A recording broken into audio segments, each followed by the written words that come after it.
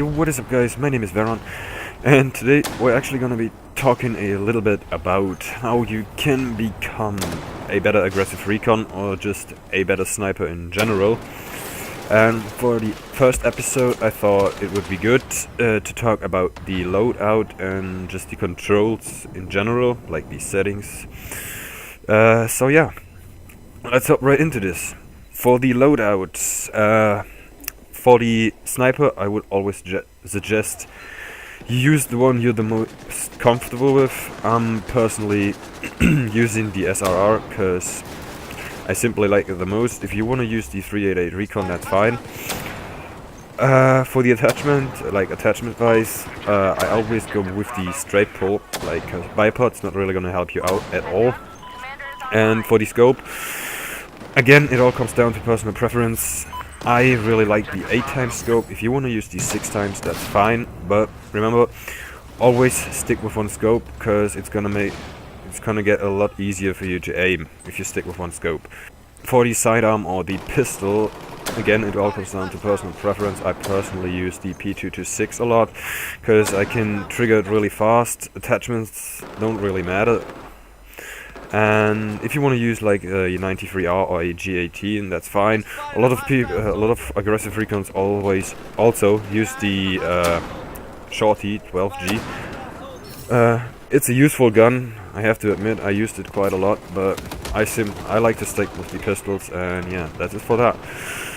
For the extras, I would always run with C4, because it simply helps you to take out vehicles and even to take out infantry. If you want to keep an objective clear, just chuck a C4 over a wall and boom, there you go, objective is cleared.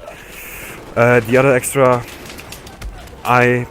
in this game I think I play with the radio beacon just to create another spawn point for my squad, to, if we ever get in a tricky situation, just to get out of it.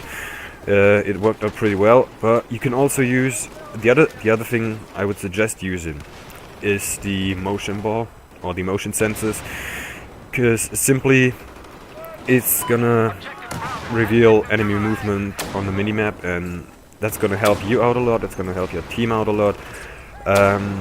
Simply that's why I would use either the motion sensor or the motion balls or the radio beacon. You can also use the ducks, but I don't think they're very useful, at least for me.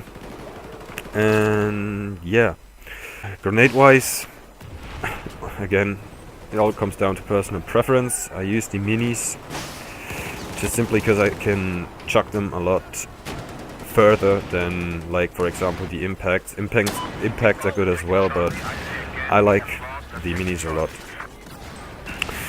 So, to get in with these settings,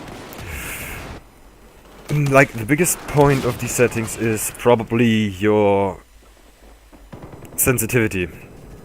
Like, I would suggest don't go up too high and don't stay too low.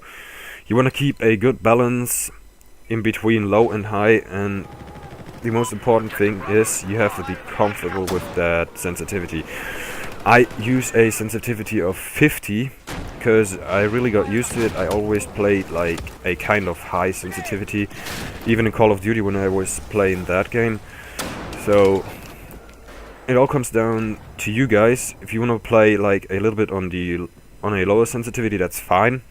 Also, a good thing is always use the same sensitivity. That's really gonna like help you, and like your muscle memory and your brain is gonna remember how you have to act in certain situations. Just you're gonna respond a lot quicker to like an enemy when, for example, you're aiming at an enemy and he's not really a threat to you, but for example then all of a sudden there's a person to the right of you and you're just gonna quickly aim over there and headshot him. That's like, if you get used to one sensitivity, that's a lot easier because just of your muscle memory and all that. But that's all for now, guys. I hope you enjoyed this little video and this little tips and tricks, whatever you want to call it.